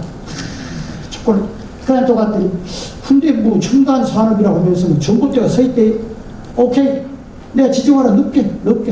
그래서 또 박재현 통상부 장관, 상공부 장관한테 부탁을 해가지고 그것도 지정하라고 했어. 자, 이제 결정하시죠. 그랬더니 이제 사장한테 올라갔어. 그랬더니 사장이 갑자기 머리를 긁어갖고 정말 우리 삼성에서도 시장님처럼 열정을 가지고 추진력을 갖고 뛰는 사람이 없어요. 정말로 대단하시네. 다들 간부들이 그런 얘기 합니다. 근데 죄송한데 저희들 자금 사정이 좀 안 좋았어요. 그래서요. 내가 이제 좀 목소리가 좋아지겠지. 그래서 2000년에 가서 좀 검토를 지금 1995년인데 2000년에 가서 검토하시겠다. 내가 국민은행에 가서 삼성전자에 돈이 좀 필요하다니까 돈 좀 꽂으라고 그럴까요? 그랬더니 그것은 아니고요. 그럼 뭐요? 말을 못해. 정말 내가 공개적 자리지만 거짓말 못해. 그 순간에 내가 끝내버려. 그냥 맥살을 잡고 하면 헤드가면 해버려. 끝내버려. 얼굴이 머리 달아오라고. 그러니까 상대들이 더 이상 말하고. 그래서 내가 인사도 하고 나왔어요. 서초동 삼성 사업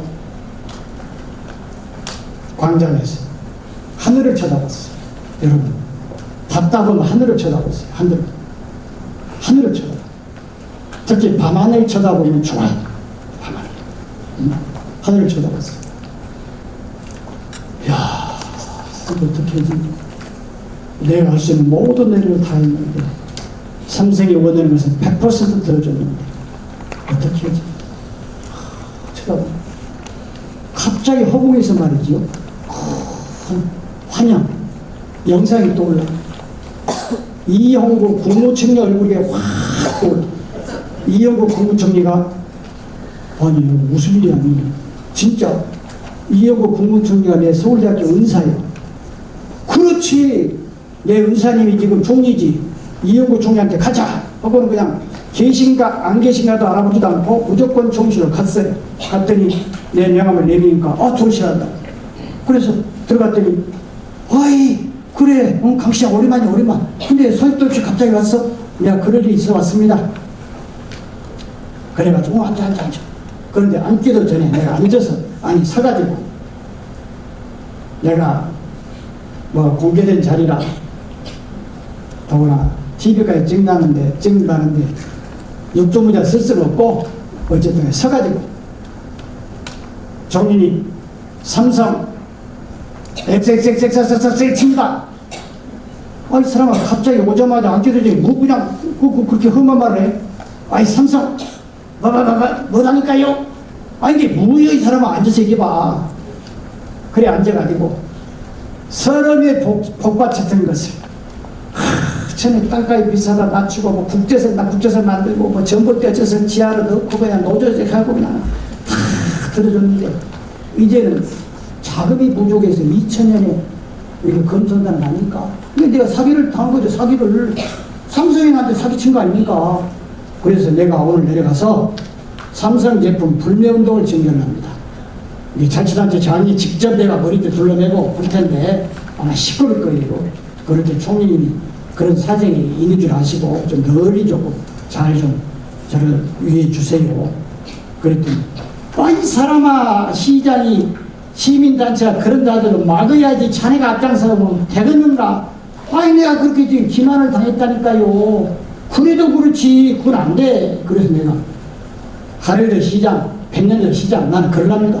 안 된다니까. 그래서 내가 그러면 총리님이 책임을 져 주시던가. 그러더니 아니 내가 뭔 책임을 져? 내가 그러면 이렇게 해주시오. 이건희 회장을 만나게만 해주시오. 이건희 회장을 만나서 내가 설득해서 삼성을 유치하면 그건 총리님 공이고 내가 이건희 회장을 만났는데 내가 설득을 못하면 그건 내 책임이니까 더 이상 내가 문제를 안 삼겠습니다. 좋아. 그러면 이건희 회장을 만나게만 해주면 되지. 예, 그걸로써 우리 총리님은 책임을 면하고 잘 되면 총리님 공이고 그러고 나왔어. 딱 광주시청에 이제 도착하기도 전에 연락이 오기를 김광호 여기 계세요. 이게 이제 이분이 김광호 부회장인데 삼성 반도체의 주역입니다.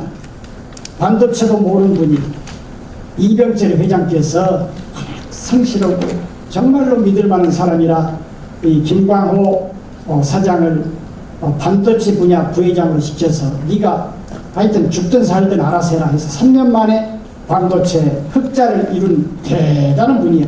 이분이 이제 삼성전자의 이병철 회장은 돌아가셨고 이건희 회장 밑에서 실세 중에 실세했죠. 그런 연락이 오기를 김광호 부회장이 내일 삼성 헬기를 타고 곧바로 첨단 단지로 오니까 시장하고 만나서 잘 해결하면 좋겠다.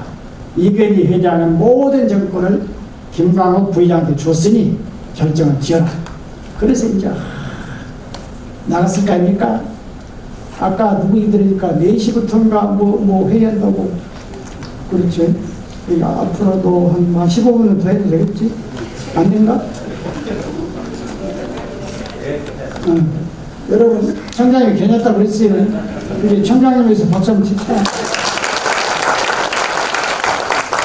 그래 이제 딱 내 차를 갖고 갔는데 내 고민이 이제 그러면 김광호 부회장이 오시면 보니까 이제 링컨 컨티넨탈 들어들 좋은 승용차가 많이 있어. 자기들이 이제 이미 공소를 해가지고 자기들 차를 탈 거란 말이에요. 내 차는 비록 조그만 차지만 그러나 시장의 차 아닙니까? 그러면 내 차를 모셔가는데 내가 시장 차를 내줄까? 그럼 내가 150만 시민 대표인데 시장은 항상 뒷자리 오른쪽에 앉는 건데 내 옆으로 모실까? 내 옆으로 모시면 별로 김광호 회장이 좋아할 것 같지가 않아. 에이 그래 한 시민은 바짓가랑이도 개같다는데 내가 이걸 유치하는 데 목적이 있지 뭐 내가 천연 따르겠냐. 그래서 김광호 부회장이 헬기를 타고 먼지 뿌락 하는데 먼지를 이제 그냥 뒤집어 쓰고 가가지고 나 강태입니다. 내 차를 모시고 갑시다. 해갖고는 내 자리에 딱 앉히고 내 옆에 이제 탁 탔어. 그때 그 순간에 입이 찢어지는 거지. 광주 광역시장이 자기 자리에 내주고 저희가 또 하고 나를 옆에 딱 쭉 돌아봤어. 저기 광주전남 도시개발공사 그 임시 시설물이 있으니 거기 들어가서 좀 조감도를 봅시다. 들어갔어. 자, 이 자리에서 결정하시죠. 그랬더니 김광호 부회장 예 그러시죠.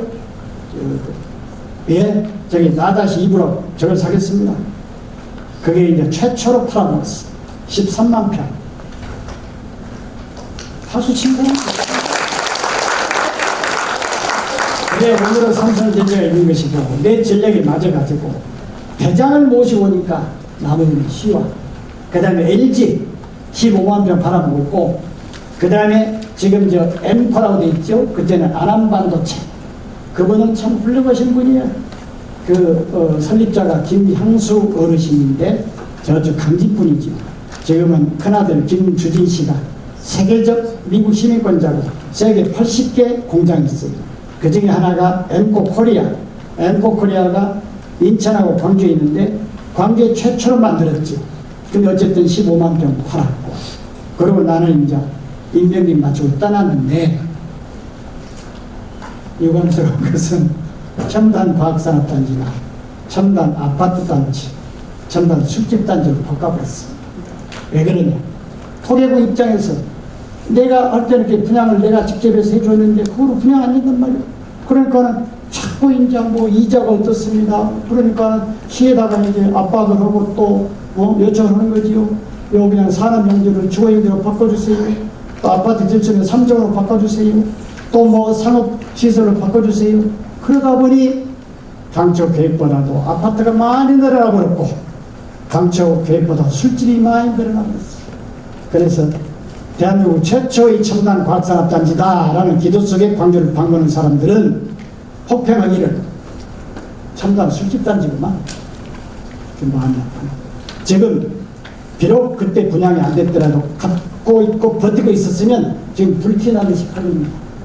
지금 땅이 없어. 살라고. 모둠산 국립공원, 어쨌든 아까 말씀드렸지만 당시에 우리 이미진 본부장께서 그걸 담당하는 과장하셨어. 죽게는 사이로 달라붙어서 결국 해냈어요. 대부분 광주지만 담양과 화순이 끼어 있어서 담양은 일찍부터 당시에 분수를 오케이 했고, 화순은 계속 시민단체가 반대했어요. 근데 어쨌든 우리 국정 끝에 기획해냈어. 그런데 하도 고마워서 곧바로 국장을 승진시켰어. 근데 그 당시에, 지금은 사정이 달라진지 모르지만 녹지직 과장이 녹지직 국장으로 곧바로 수직 승진한 것은 유일한 사례라고 해. 다시 한번 우리 감사를 표명합니다. 세계 수영 선수건데 여러분, 나 위조 안 했거든요. 위조 안 했어요. 내가 10시에 아제르바이잔은 대통령 비롯해서 관련 부처 장관들, 그러니까 문화부 체육부 장관, 국회의원들이 몽땅 왔어. 대한민국은 유일하게 나 문체부 장관 바쁘다, 차관 바쁘다, 하다못해 국장 하나도 와라, 얘 가야죠. 한 사람도 안 왔어. 개미식도 안 왔어. 오직 강태 광주광역시장, 그리고 광주 지역에 우리 박응석 회장 비롯해서 지역의 대표 단체장들 몇 분이 같이 갔는데 10시에 브리핑 하는데 새벽 1시 반에 내 수행비서가 깨요. 왜 큰일 나버렸습니다. 뭐 큰일 나요? 문화일보 1년 톱으로 광주 수영선수권대회 문서 위조, 강태 시장 귀국 즉시 검찰 소환, 새카맣게 나버렸습니다. 이제 10시에 브리핑 해야 됩니다. 그래서 아니 그럼 가만있죠. 외신에 떴는 거 봐라. 로이타니 뭐니 다 떠버렸습니다. 아이고, 그때 내가 할 수 있는 유일한 말은 하늘의 절대자를 향해서 기도할 수밖에 없어요. 막다른 고민이 있어요. 구해주십시오. 하나님 구해주십시오. 하나님 구해주십시오. 하나님 구해주십시오. 근데 내가 그 전에 열심히 소통을 해서 훌리오 세계 수영연맹 회장, 피나 회장, 우루과이 체육부장관 출신인데 아주 돈이 많은 사람이, 내가 여기서 부채 같은 선물을 주면 본인은 100불짜리 200불짜리 금장 만년필을 막 줘버리고 그 돈이 많아. 나 굉장히 친해졌어. 근데 몇 년간 대감이라고 바로 그 전날 본부 숙소니까 호텔 로비에서 만났는데 나를 껴안더니 내 귀에다 대고 도나리 걱정 말라고 도나리 그러더라고. 그래서 비록 내가 문서를 위조했다라고 저렇게 돼 있지만 훌리오 회장밖에 생각이 안 나. 그래 그냥 어쨌든 간에 짧은 영어 실력이지만 내가 외우다시피 열심히 준비하고 쫙 브리핑을 했죠. 이제 영어로 브리핑하고 그 다음에 이제 질문 답변 시간이요. 퀘스천 앤 앤서 타임이요. 이제 그게 문제예요.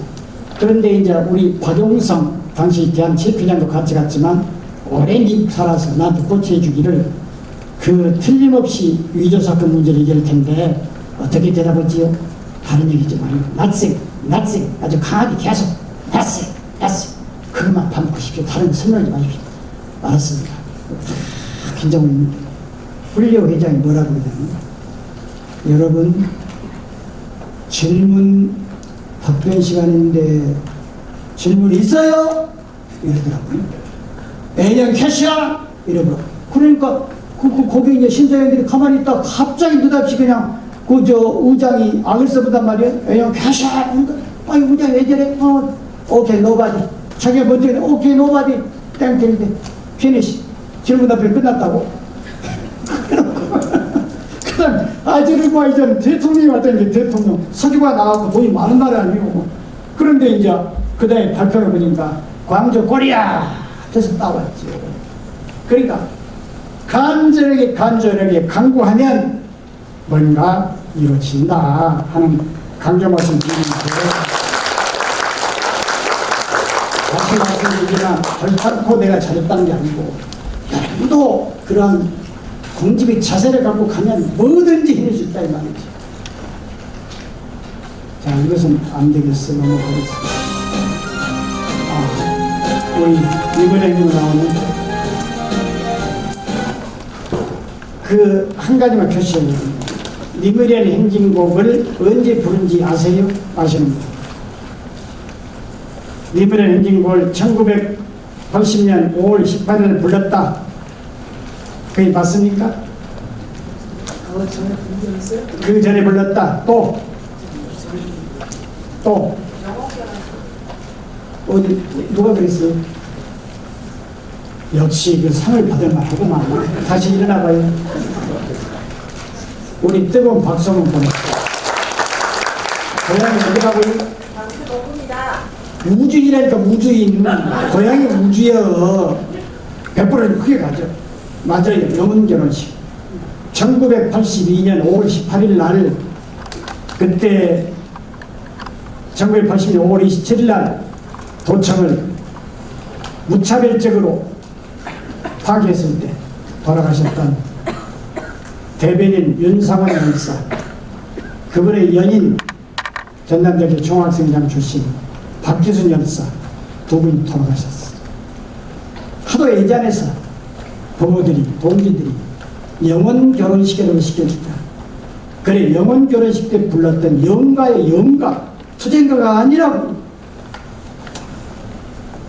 내가 박근혜 대통령 합참한다고 해서 기의 태극기를 여기 들여서 일어나서 했지만 그 과정에서 내가 강조했던 그거예요. 투쟁가가 아닙니다. 영혼 결혼식에서 불렀던 영가라니까 영가 그랬던 건데 어쨌든 이게 드레지게 생각하고 여러분 우리 광주를 빛골이죠.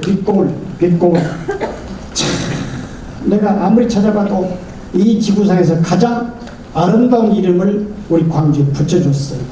빛광자 고울주자 광주 광지주 이런 한자는 오래전부터 나옵니다. 고려 때부터 나옵니다. 근데 빛고울 그 이름을 누가 지었는가 혹시 아시는지? 빛고울 그건 알아봐야 돼. 아마 어려워. 류영모 선생님이 무등산 기슭에 사셨어요. 류영모 선생님은 어떤 분이냐? 함석헌 선생님 다 아시죠? 함석헌 옹의 스승 되시는 분이에요. 여기에서 사시면서 그 석양무렵에 소위 주석, 주상절리, 입석대, 광석대, 서석대 거기에 이제 이 햇볕이 비치면 그 주석이라는 게 모래알 성분이 있는 거거든요. 바짝바짝 거리거든. 그러니까 거기서 이제 빛이 난단 말이에요. 그래서 부처님이 빛고울 그분이 자서전이 나와요. 그런데 일어나라. 왜 일어나? 세 가지 이유가 있어요. 첫째, 우리가 힘차게 밀어서 이재명 대통령 시대를 열었어요. 이게 굉장히 중요한 의미입니다. 여러분 냉정히 생각해 보세요. 우리가 만들었던 진보 정권, 김대중 사랑하고 존경했던 김대중 정권, 노무현 정권, 문재인 정권, 우리 광주에, 전남에 기념비가 될 만한 뭐가 있는가요? 여러분, 김대중 대통령께서 우리 광주에 뭐 해놓은 거 기억나겠어요? 그래도 노무현 대통령은 여기 아시아문화 전당이라고 해줬어요. 그건 내가 직접 고향에서 했습니다만. 그 다음에 문재인 대통령이 뭘 해주시는 거예요? 아무것도 없어요. 이재명 대통령 시대를 활짝 열었는데 눈 깜짝할 사이에 지나가 버립니다. 지나가 버려요. 그래서 반드시 얻어내야 돼. 그래야 일어날 첫째 이유. 두 번째, 원래부터 우리 광주가 굉장히 좋은 시대적 환경을 맞이했어요. 뭐냐? 문화의 세기. 21세기가 문화의 세기라고 그러잖아요. 실제 디자인만 하더라도, 문화만 하더라도 옛날에는 도 있는 사람들이 즐겨했던 종속 변수, 도 있는 사람들이 즐겨했던 거리였다고. 향유 거리였어. 지금은 독립 변수가 아니고 선행지수로 바뀌었어. 디자인이 제품 전체를 끌고 간다고요. 애플 사과 딱 이렇게 반쪽 씹은 거, 그 얼마나 멋있는 디자인이야. 그거 하나가 오늘의 애플을 만들었다는 말이에요. 문화가 제조를 끌어가는 시대로 바뀌었는데, 우리 광주는 우리 스스로가 이양이라고 부른 게 아니고 타적 사람들이 광주를 가르쳐서 외양 그랬잖아요. 누구나 비엔나라도 있잖아요. 그래서 문화의 세계에 우리가 일어나야 합니다. 세 번째, 가장 중요하고 큰 것은 민주주의 하는 나라치고 못 사는 나라가 어디 있는가요? 미국, 프랑스, 독일, 영국 등등. 그래도 우리 광주를 가르쳐서 민주성지 그러잖아요. 민주성지인데 상대적으로 유감스럽게 경제적 성적표는 아주 안 좋아. 우리 인구가 줄어서 지난 5월달 주민등록 인구가 140만이 깨져서 139만 9천 이렇게 가더라고요. 그래도 2.7%예요. 근데 우리 경제금융은 더 줄어가지고 2.1%. 그러면 사람 비중이 2.7이니까 경제 사이즈, 경제 규모도 2.7이나 2.8이나 어쩌면 2.5, 2.6 계할 거 아니겠습니까? 비슷하게. 근데 사람 비중은 2.7인데 경제 비중은 2.1이요. 사람이 주는 것보다 경제 규모 사이즈가 상대적으로 더 많이 준단 말이지요. 민주주의 제대로 하면 잘 살아야지. 혹여라도 정치 권력을 탐하는 사람들이 때만 되면 5.18 너에게 와서 머리 조아리고, 그리고 민주성대라는 말을 남기고 떠나면 우리는 그 말에 자유하고 있는 거 아니냐 하나 아쉬워. 안타까운 서글픔이 난 솔직히 개인적으로 많이 들어요. 그래 뭘 하자는 거냐? 첫째는 아리백 하지 않고서는 이제 세계에서 행세를 못하게 돼 있어요. 적어도 자기가 필요한 전기를 100% 재생에너지로 만들어서 하자는 게 아리백 아니겠습니까? 내가 아리백의 이 표본 방마표 얇은 거, 지금 야산에 뭐 건물 지붕에 있는 실리콘 태양광은 두꺼운 것이고 생산 단가가 비싸고 여러 가지 한계가 있는 건데, 지금 내가 중심이 돼서 광주 과기원에서 세계적 효율을 높이면서 두 가지를 만들고 있어요. 이것은 G2G라에서 양쪽에 얇은 유리판이 되어 있습니다. 근데 여기 지금 이미 전기를 생산하고 있잖아요. 뭘 가지고? 햇빛도 아니고 이 실내에서 나오는 전기 불빛을 가지고 스스로 전기를 만들어요. 이게 페로브스카이트라고 하는 거예요. 또 하나는 이건 이제 유기반도체 태양전인데 이것은 야들야들 곡선 같은데 이것은 투명하게도 가능해요. 유리창에도 부술 수 있어. 유리창에. 이건 OPV라고 해요. 이 두 가지를 만들고 있는데 이 사이즈로는 세계 최고 효율을 높이고 있어요. 어디서? 바로 이 광주에서. 광주 어디에서? 광주 제스트에서. 광주 과학기술원에서. 누가? 내가 120V를 따다가 열심히 만들고 있어요. 이번 주경에서 20V 따가지고 이제 이게 원래 0.72제곱미터 효율은 18% 이상을 2027년 상반기까지 끝내도록 과제가 되어 있어요. 그런데 현재는 이걸 36개 모듈을 붙여가지고 직렬, 병렬 붙여가지고 0.72제곱미터짜리 창문 한 면 정도 되는 거, 그걸 만들고 되어 있는데 이미 중국과 일본은 장비를 갖고 찍어내.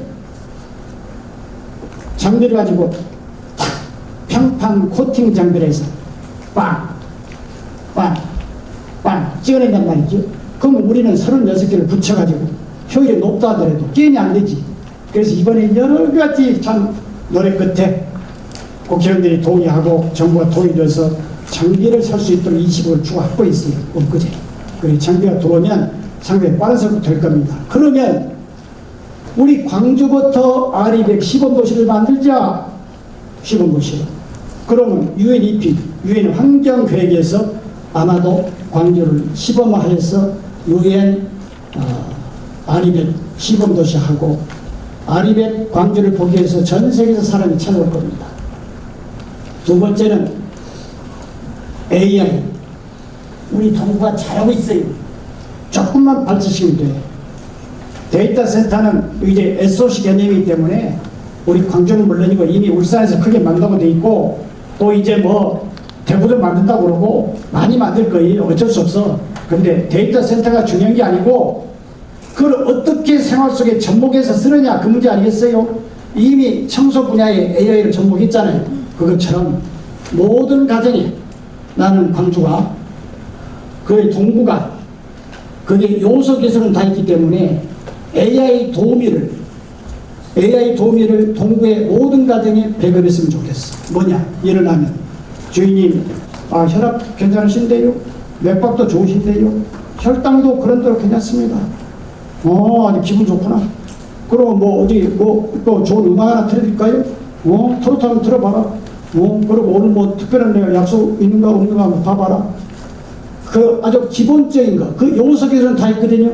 이미 지금 임 청장께서 부분적으로 헬스케어 분야는 어디 좀 있고 헬스케어를 조금만 더 확대시켜서 전 가정에 AI 도우미를 만들어서 공급하는 건데 문자 그대로 대한민국 최초로기 때문에 국비를 달라고 했어요. 충분히 줄 명분이 있어. 그래서 근데 국비를 70% 달라.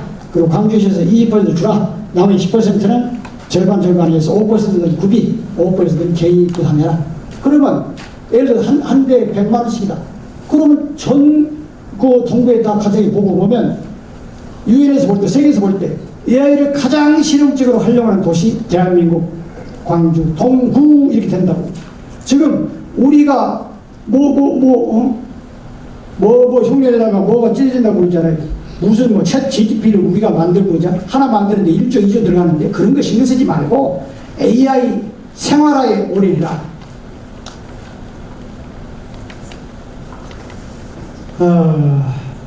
의양 그렇다고 치고 의양도 그렇다고 치고 지금 53분인데 어떻게 하겠어. 그리고 노벨 문학상 한강 멋진 말 했잖아요. 101장을 빨리 만들어서 이제 5.18 광장에서 내가 하면 아마 수만 명 모일 거예요. 초등부, 중고등학생, 중등부, 일반부 해가지고 시가 됐든 수필이 됐든 소설이 됐든 101장을 일주일 내려가고 그리고 거기 입선작은 대상은 한강 작가한테 잘 섭외해서 직접 시상하도록 하고 그러면 그 자체가 관광 엄청난 팩트가 될 거예요.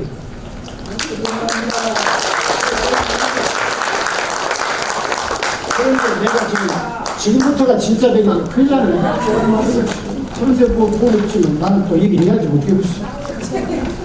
이것까지만 얘기할 텐데 이재명 시대에 놓쳐서는 안 될 거. 첫째, 아주 우리 동료 직접 관련돼요. 5.18 국가정원을 조성하자는 거예요. 우리가 5.18에 관해서 늘 외부로부터 지적되는 것은 5.18 상징물이 없다. 그래서 일부에서는 518m짜리 탑을 만들자. 아유 518m 그건 불가능하고 그러면 51.8 그건 의미가 없고 그러다 말하고 그러고 세월 열렸어요. 나는 이게 피라미치 소위 황금 비율 해서 1.6대 1 이렇게 돼 있거든요. 그게 어디서 나온 거냐? 조개소금 나선형이거든요. 지금 나선형 공원을 만들어 성공한 데가 순천 정원 박람이에요. 순천 정원 박람회 그 조그마한 야생 같은데 이렇게 동글동글 돌아가지고 쭉 가고 다시 되돌아온 게 아니고 끝까지 쭉 가다 보면 서로 만나지 않고 딱 내려오거든요. 영국사에 설계비도 많이 안 들었어. 그거 가지고 순천 국가정원 박람회에 성공했는데 나도 순천시장 하면서 그 갈대밭을 살린 또 나도 인연이 있습니다만은 내 생각은 518계단 나선형 공중정원을 문화전당 옥상에 만드는 겁니다.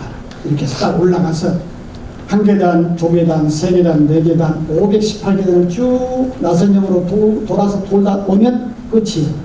그런데 우리가 5.18 관련해서 사적지가 29개가 있거든요. 29개를 군데군데 배치하는 거지. 우리 이제 전대병원 헌혈했던 장소, 접사병원, 도청도 물론이고, 그리고 그 사이사이에 우리 5월에 대표나무인 이팝나무도 심고, 아름다운 꽃도 심고, 그 자체가 최고입니다. 그러면 그 자체가 엄청난 관광 수요가 될 거예요. 최근에 봤더니 국회에서 토론도 하고 지방 관광진흥을 해서 관광 산업법도 고치자고 목소리를 내고 그랬더니 그런 걸 해놓으면 큰 힘을 얻을 거야. 그거 하라고 우리 박수 한번 칩시다. 나머지는 내가 그것은 돈과 관련이 없는 것은 생략을 하고, 여기에 AI 도우미 가정용과 기업용을 동계에서 만들었으면 좋겠고, 그 다음에 이거 엔터테인먼트 예술학교를 문화전당에다가 설치하는 거예요. 그 뭐냐? 세 가지 엔터테인먼트, 노래, 춤, 연기거든. 엔터테인먼트가 노래하고 춤하고 연기를 가르쳐주는 학교를 만든다.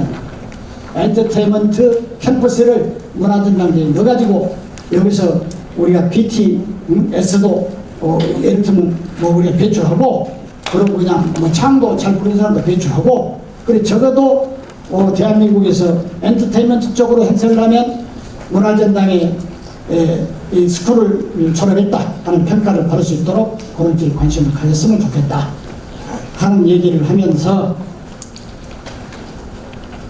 다 설명할 수밖에 없고, 여기 대한민국 가야 할 종정 리스펙터블 컨트리, 존경받을 만한 나라는 뒤에 보면 여러분들 전부문으로 자세히 돼 있어요.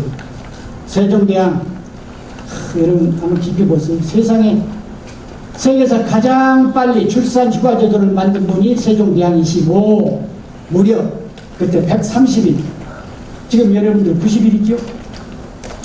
90일? 세종대왕께서는 130일, 남편한테는 한 달, 우리는 10일. 그러니까 세종대왕보다 못해. 나는 동구에서 이런 특별 조례 하나 만들어버리면 이제 중앙정부가 싸이 붙을 거야. 법에 근거도 없는 만들었다고. 그러면서 뜨는 거지. 누가 들어도 옳은 얘기, 그럼 우리가 세종대왕 때보다 못하냐? 우리가 본받을 게 너무나 많아요. 사적생, 전지과학자 장영실, 공사. 그래서 여러분 꿈을 안고 도전하시고, 기회는 반드시 옵니다. 그 기회를 잡을 수 있도록 준비를 잘 하시길 바라면서 제 강의를 마치겠습니다.